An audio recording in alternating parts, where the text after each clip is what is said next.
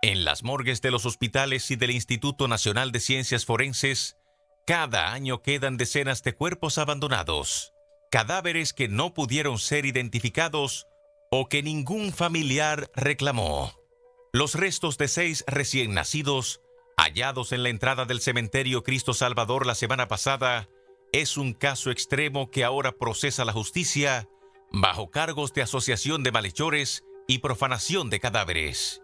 Un caso que pone en evidencia las violaciones a los protocolos y las leyes en el manejo de cuerpos y la falta de supervisión en los cementerios. Pero también hay casos en los cuales, aunque exista un manejo correcto de los cuerpos, estos pueden pasarse semanas y hasta meses sin reclamar. El pasado mes de agosto, 13 cuerpos de migrantes fueron recuperados tras volcarse en un canal de riego el vehículo en el que estaban siendo traficados. 10 de esos cuerpos estuvieron durante semanas en la morgue del Ingenio de Santiago sin identificar. La República Dominicana carece de cementerios específicos para estos casos y son los hospitales y la Procuraduría quienes deben correr con los gastos para la inhumación, así como llegar a acuerdos con los cementerios para el entierro de estos cuerpos abandonados. Hoy en la mesa de Esta Noche, María Cela, debatimos sobre el manejo legal y sanitario de los cuerpos en la República Dominicana. ¿Cuáles son los protocolos y leyes que hay que cumplir para dar sepultura a un cuerpo, incluso si no ha sido identificado o reclamado? ¿Cuál es la capacidad de almacenamiento de cadáveres que tienen el INASIF y las morgues de los hospitales? ¿Por cuánto tiempo puede almacenarse un cuerpo? ¿Existe suficiente supervisión en los cementerios del país? Ese es el debate en la mesa de Esta Noche, María Cela. Bueno, la muerte es como la vida misma y es lo único que tenemos seguro, o sea que vamos a perderle el temor, el prurito para hablar sobre ella como algo natural, pero sobre todo la importancia de terminar la vida con dignidad. No importa cuánto dinero tengamos ni de dónde provengamos. Nuestros invitados en el día de hoy, Cándido Jiménez, médico forense, presidente de la Sociedad Dominicana de Medicina Forense. Gracias por estar con nosotros, don Cándido. Gracias. Tenemos también a José Miguel Cruz Arias, quien es presidente de la Sociedad Dominicana de Patología. Gracias, es presidente de la Sociedad Dominicana de Medicina Forense y Patología, que ya nos van a explicar la diferencia para mucha gente. Yo me confundí, yo dije, estoy diciendo lo mismo.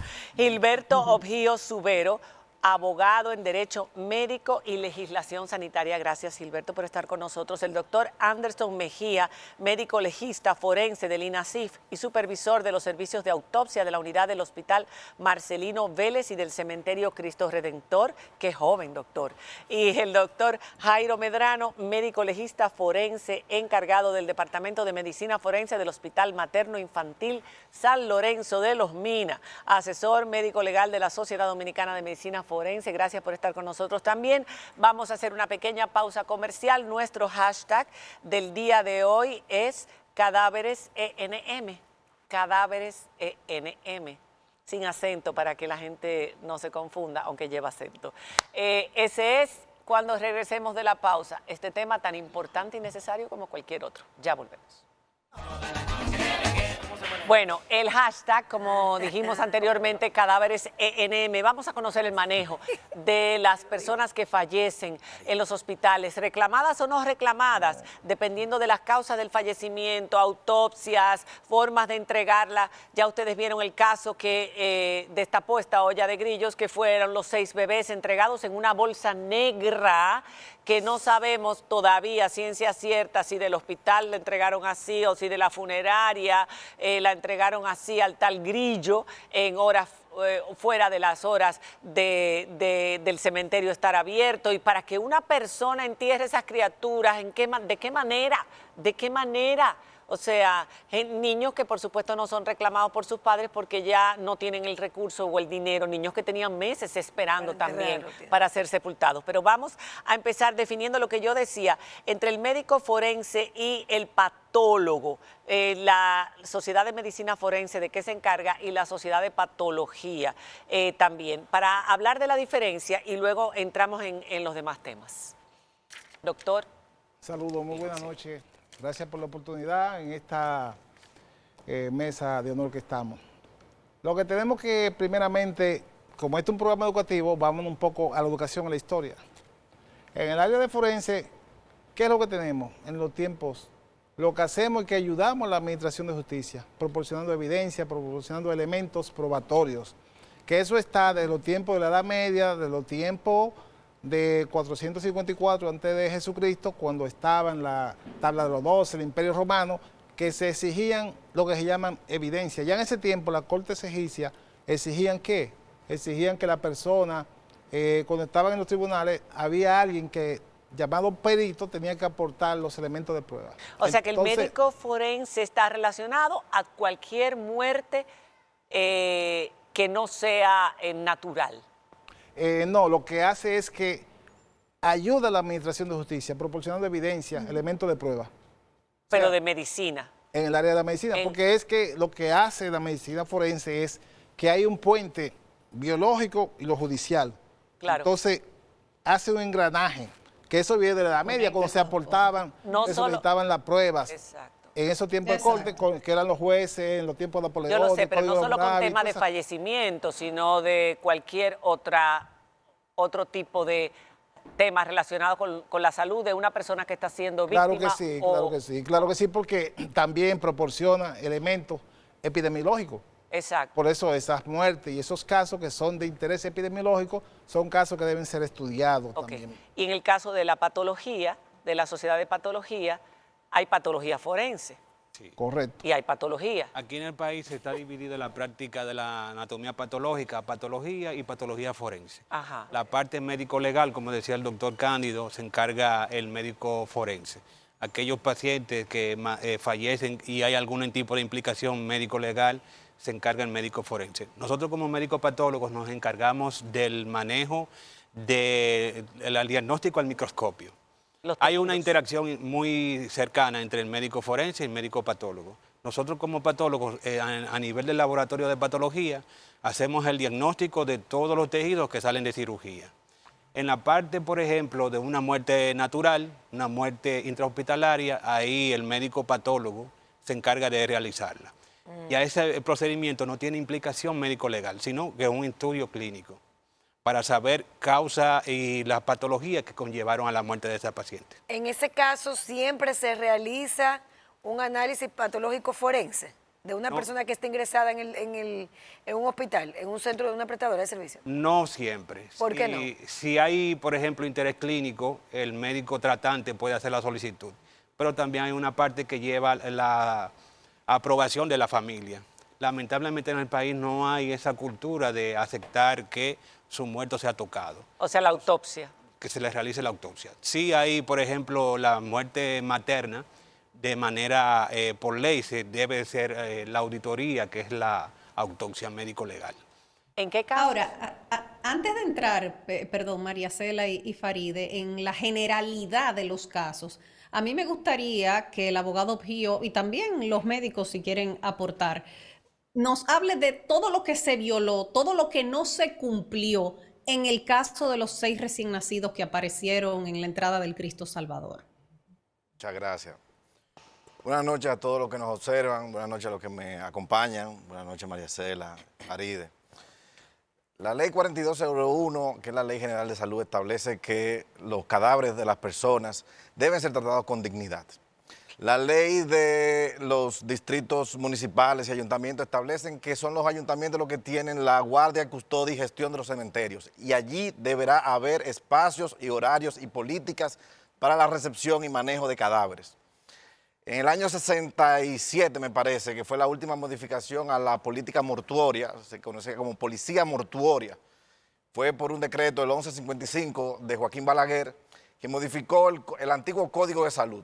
Y allí se establece que son 48 horas que deben no transcurrir más para la inhumación de un cadáver de una persona que no esté sometido a una autopsia que tenga interés judicial.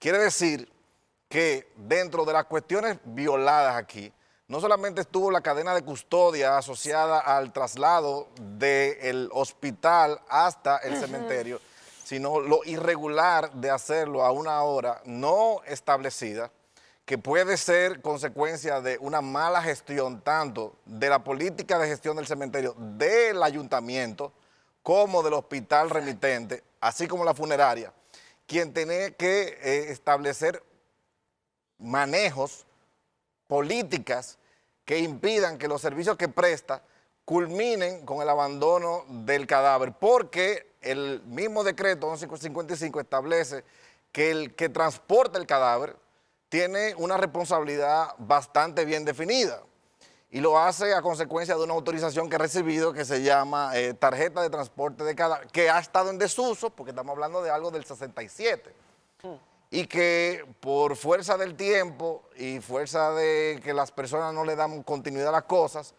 nos hemos olvidado de que existían toda una serie de reglas alrededor del manejo y la política de los cadáveres. Eso ahí también se contempla cómo se entregan los cadáveres, porque estamos hablando de que estos cadáveres fueron entregados en una bolsa negra. Y tú dices, ¿cómo no se buscó un lugar, una caja, una cajita para poder preservar la dignidad de esos? Bueno, en ese mismo decreto establece que deben ser entregados en cajas selladas. Por un tema hasta de sanidad. Claro, hasta por un tema de sanidad. El tema de la sanción, ya para concluir el análisis legal sobre la conducta y los tipos penales asociados, estamos hablando de los artículos del 358, me parece, 359 y siguientes del Código Penal que establecen el manejo de cadáveres, la inhumación y la exhumación. Por lo que, además de las sanciones civiles y administrativas que pudieran cursarse, hay que ver si ha habido un tipo penal, porque no está claro que el celador del cementerio, la persona que recibió, haya incurrido en sí mismo en un tipo penal. ¿Por qué? Porque él no fue parte de la entrega regular de los cuerpos y de los restos como la ley establece. Entonces, hay que pensar cuáles eran sus opciones. Él no podía inhumarlo a esa hora tampoco. Ya, que estaba fuera del horario, entonces no podía... Pero que él ni siquiera era empleado del ayuntamiento. El ayuntamiento ha dicho que no era empleado del cementerio. Él era un albañil que se la buscaba ahí. Él debe ser testigo en un proceso. Está preso. No, él debe ser testigo, no acusado, en un proceso contra los encargados de los cementerios, el ayuntamiento, el hospital y los que estaban involucrados. Toda la cadena. Otra cosa que usted dijo no más de 48 horas para la inhumación. Ahí había cuerpos que estaban desde mayo. ¿A qué se refiere? O sea, ¿se puede tener un cuerpo varios meses en un refrigerador en un hospital porque no hay para trasladarlo o porque están esperando que se acumule un grupo para hacer el traslado y salga más barato? Porque no haya reclamante. Porque no haya reclamante. Tiene una dimensión legal y una dimensión científica. Ajá. En la dimensión legal, lo que yo he hecho es citar lo que la ley dice, que son 48 horas. En la dimensión científica hay métodos y procesos de conservación de cadáveres que hasta por la gestión de la misma flujo de trabajo, pues no implican un mal manejo. Lo que sí es cierto es que cualquier conducta excesivamente negligente ya sí entra dentro del artículo 358, porque el manejo inadecuado de un cadáver entra dentro de lo que dice el tipo penal y puede ser sancionado con años de prisión. Ok. Vamos a hablar de las... tú estabas tocando un tema que era interesante, pero antes a mí me gustaría saber cuántas criaturas fallecen o nacen muertas o nacen prematuras y mueren en la maternidad de Los Minas, por ejemplo, y cuál es el manejo con ellos, porque muchas veces es como... no llegué a conocerlo, entonces como que no tengo el dinero, estoy muy mal por lo que me acaba de ocurrir, me voy, ustedes háganse cargo. Como ocurrió con todas estas criaturas. ¿Qué es lo que pasa con quien se hace cargo de una forma digna? Porque lo primero que nos preguntábamos, ¿y dónde están los familiares? ¿Cómo va a ser que no vayas a despedir a tu criaturita, que no lo vayas a enterrar, a sepultar? Pero uno entiende la situación muchas veces de los padres o de las personas que dan a luz en estas condiciones. Bien, buenas noches María Cela, buenas noches Faride y todo el panel y todos los que nos sintonizan y nos ven a través del Color Visión y a través de tu programa. Pues nosotros no tenemos un número específico porque todo depende de las complicaciones en el parto si son partos prematuros, si de repente son, si son sepsis Me imagino que neonatales. son frecuentes los fallecimientos. No es que son, todo depende de las temporadas, todo depende del tiempo y todo depende del mismo manejo como tal. Pero con respecto al manejo en nuestro hospital, nosotros lo que hacemos es que, como bien dijo el doctor, existen 48 horas, pero nosotros apegado a los reglamentos técnicos y también apegado a un protocolo interno que nosotros elaboramos ya hace varios años, intrahospitalario, con el Departamento de Epidemiología, pues nosotros llegamos a una conclusión. ¿Cuál es la conclusión? Regularmente, casi siempre, no casi siempre, la gran mayoría de los cadáveres que tenemos son de nacionales haitianos. ¿Qué pasa? Que estas personas mayormente vienen a dar a luz a República Dominicana. No tienen un seguimiento previo. No tienen un seguimiento previo, pero tampoco tienen cultura de necropsia, pero tampoco tienen cierta economía. Exacto. Nos dejan el cuerpo en el hospital y automáticamente nos dejan el cuerpo en el hospital, pues entonces nosotros tenemos que, como Estado, asumir su sepultura, por lo que nosotros damos un lapso de tiempo de 15 a 21 días internamente en el hospital, como bien dije, un protocolo que no está protocolizado generalmente, pero sí hay intrahospitalario, en el hospital de San Lorenzo de los Minas. Sí, pero existen reglamentos que nosotros nos hemos apegado tanto a la ley 136-80 y a los reglamentos de salud pública de los manejos de... Pero ¿por qué de 2 a 3 semanas? ¿Esperan que haya un número? Damos un lapso de tiempo. Aquí hay familiares que muchas veces lo dejan, pero hay otros que por sentimiento no quieren llevarlo, no quieren sepultarlo porque es muy pequeñito. En ese lapso de tiempo, pues entonces nosotros esperamos a que de repente, hay familiares que se han dado caso, hay familiares que se han arrepentido. No, doctor, ya yo no quiero que usted me lo sepulte. Nosotros mañana vamos a venir a retirarlo porque conseguimos quien nos pueda ayudar para poder sepultarlo. Entonces ahí entra, María Cela, la parte sentimental, en donde nosotros, pues, duramos un tiempecito aquellos, pero nosotros los refrigeramos. Y luego entonces de esto, si queda en el hospital un número puede ser de 9, 5, 7, 8, pues entonces si ya pasa del tiempo estimado que tenemos intrahospitalario, pues entonces nosotros lo trasladamos al cementerio con un personal del hospital. Nosotros hacemos una auditoría. No pasa por funeraria. Nosotros tenemos, Ustedes lo nosotros llevan le directamente. mandamos al cementerio con alguien de una funeraria, el hospital le paga una funeraria, pero ¿qué pasa? Que siempre va una persona del hospital, como bien dijo el licenciado. ¿En qué disponen el cadáver? ¿En una caja cerrada? Nosotros lo embalamos en una bolsa para cadáveres o lo ponemos en una cajita, en una caja cerrada, en el caso de que sea un bebé. en una caja cerrada y lacrada.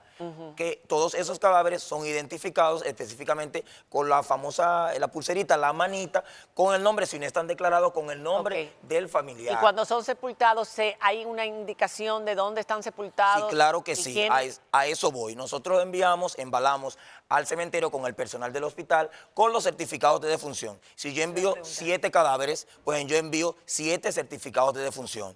De allá para acá me tienen que traer 7 copias de certificados de defunción selladas y recibidas de que el cementerio lo selló. Pero no obstante eso, sino que yo también le digo a la persona, me tiene que tomar una foto para nosotros ver. ¿Quién llena esos certificados de defunción? Los certificados de defunción los llena el departamento de perinatología, específicamente el médico responsable de ese cuerpo. Si existe una muerte materna, si ocurre en la planta, pues lo llena el médico de planta. Si ocurren cuidados intensivos, neonatal, perinatal, pediátrico o de adultos, pues entonces lo llena el médico responsable de ese departamento como tal. Y luego entonces de esto, ya nosotros entonces recibimos, después de sepultado, recibimos el certificado de defunción ya sellado y hemos constatado que el sello corresponde al cementerio X o Y, donde se mandó a sepultar.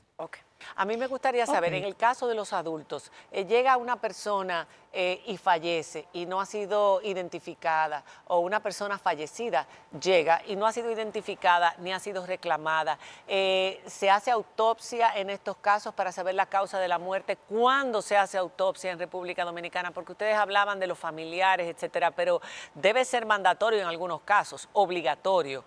En algunos casos, en estos casos, ¿y qué pasa con esos cuerpos también que no son reclamados? ¿Hasta cuándo puede estar un John Doe, como dicen los norteamericanos, como les llaman a los cuerpos que no tienen identificación, en un frigorífico? Doctor Anderson.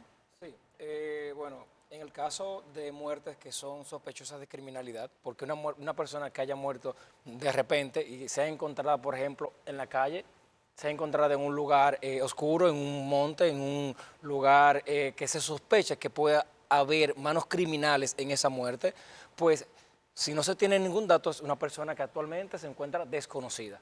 ¿Qué es lo que procede? Procede una autopsia médico-legal. Primero, para determinar la causa y la etiología médico-legal de la muerte. O sea, ¿esto es un homicidio o esto es una muerte natural que ha ocurrido en esta persona? Luego, se procede a tratar de identificar a través de las particulares que tiene cada cuerpo y huellas digitales también a través de la policía científica, pues identificar a esta persona. ¿Qué pasa?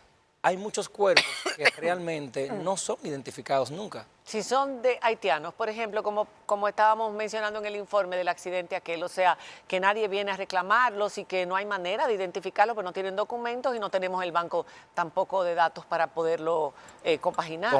¿Qué pasa con esos cadáveres? Nosotros como médicos forenses, esa es la importancia de un médico forense realmente, la custodia.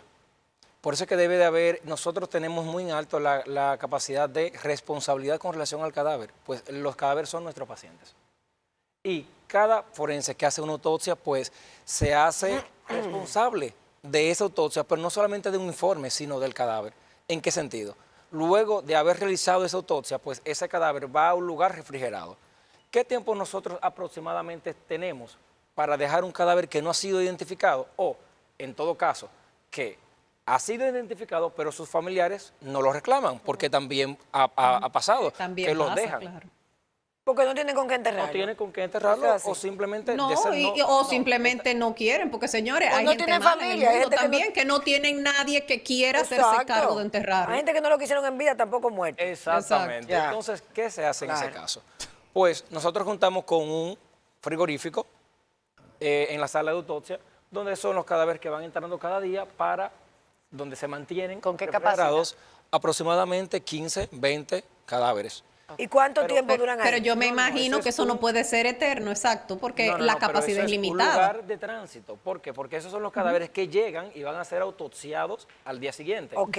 Ahora contamos con un contenedor aparte. Ese contenedor es un contenedor refrigerado Por si acaso. para la conservación de los cadáveres que no han sido identificados y van a permanecer Más de tiempo. 15 a 30 días en ese lugar. ¿Con qué propósito? Primero, muchas veces el familiar está desaparecido y van a diferentes lugares y la última parte que Sí. buscan es la morgue, porque Así siempre las es. personas tienen La esperanza. la esperanza de que hospital. esté vivo. Ajá. Pero cuando son llevados allá a través de datos y son identificados, pues es más fácil para nosotros y para el familiar sacarlo del contenedor, un cadáver refrigerado, a tener que ir al cementerio en un lugar que nosotros contamos con un lugar específico en el cementerio. Ok. En el cementerio de Santo Domingo Norte, donde es un lugar que no ha cedido el cementerio para la inhumación de estos cadáveres. Ok. Entonces, luego, si ha pasado 15 a 30 días, pues se procede a inhumar estos cadáveres. ¿Pero cómo se inhuman? Aunque no esté identificado. Aunque no esté identificado, pero no está identificado con nombre. Pero nosotros lo tenemos identificado como con un número de levantamiento primero, porque antes de hacerse una autopsia médico-legal debe realizarse un levantamiento cadavérico que tiene un número. Entonces, ese cadáver ha sido identificado previamente con el número de levantamiento del cadáver y luego con el número de autopsia que se le realizó. Ok. Y son inhumados entonces en un lugar específico. ¿Y quiénes? Con su acta de defunción. Con su certificado de Y va defunción, alguien del porque el acta- hospital, va alguien del Y hospital. la causa de la muerte. La certificación O del de la INASIF. muerte la realiza el médico forense que hizo la autopsia. Sí. Y esa certificación, todas esas certificaciones de los cadáveres que se van a inhumar, pues van al cementerio. Pero van al cementerio con un personal de nosotros. Eso es lo mismo. Ok. Con un personal de nosotros y ya tenemos ese lugar donde Sí. han sido inhumados. ¿Y cuántos de esos cadáveres terminan en las academias? Es decir, para No, medicina. ninguno. Esos son, es que Porque los- muchas veces hemos visto y entendemos que son donados o No, que no. simplemente como nadie los reclamó, nadie No, nunca. es que los casos que son de interés médico legal, las muertes violentas, no pueden ser donados porque son custodia del Estado, porque en algún momento pueden ser Aparecerá, identificados. claro. Pero, Pero- las muertes Claro, violentas... porque es que el doctor está hablando de los casos que llegan al INASIF, Exacto. porque él es del INASIF, pero me surge la curiosidad, doctor.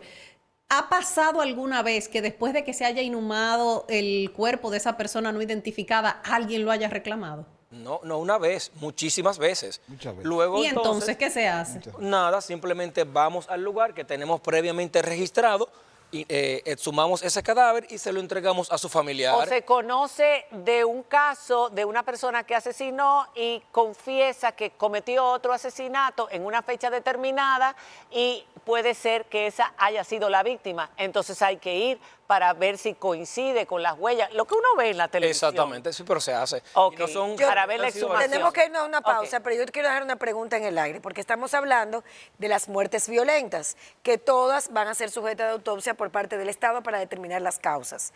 Ahora, ¿qué pasa con aquellas que no son violentas y que no necesariamente ocurren en el ámbito público, sino también en el sector privado? Cuando regresemos de la pausa, continuamos con este interesante tema. Cualquier pregunta que ustedes tengan, el hashtag es cadáveresenm. Ya volvemos.